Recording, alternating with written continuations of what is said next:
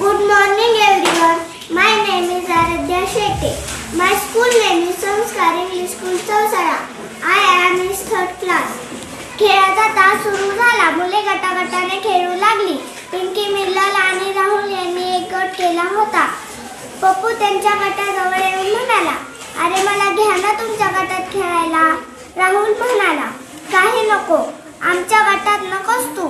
पिंकी म्हणाली, राज्य आले तर तू घेत नाहीस, तर कायच नुसता.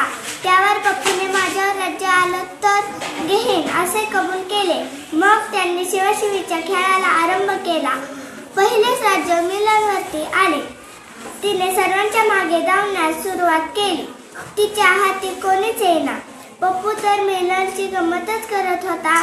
मिल्लल शिवण्यासाठी जवळ आली तर धूम पाडायचा, पुन्हा शांत उभा राहायचा, असे बराच वेळ चालू होते. मिल्लल थकून गेली. ती एका दगडावरती जाऊन बसली. पप्पू पुन्हा गंमत करण्यासाठी तिच्याजवळ गेला. मिल्ललने त्याच्यावर झडप घातली. पप्पू धपकन खाली पडला. पप्पू होता चिडचिड्या स्वभावाचा. राज्य घेण्यास त्याने नकार दिला.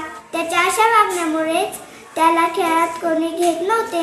पप्पू खेळात असला की खेळाचा बट्ट्याबोळ होतो असे सर्वजण म्हणू लागले. मी खाली पडलो म्हणून माझ्यावर राज्य आलं. असं राज्य मी घेणार नाही असे म्हणून तो राज्य टाळू लागला. ठेंगा दाखवून पुढे पुढे चालू लागला.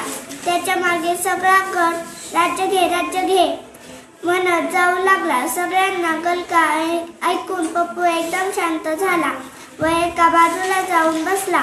पप्पूच्या मनात विचार सुरू झाले.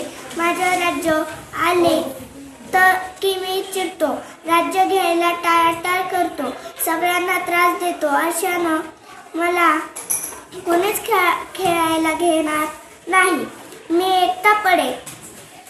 पुढच्या वेळी खेळताना असं काही करायचं. राज्य आलं तर घ्यायचं. त्याच्या मनात अपराधीपणाची भावना डोकेवर काढत होती.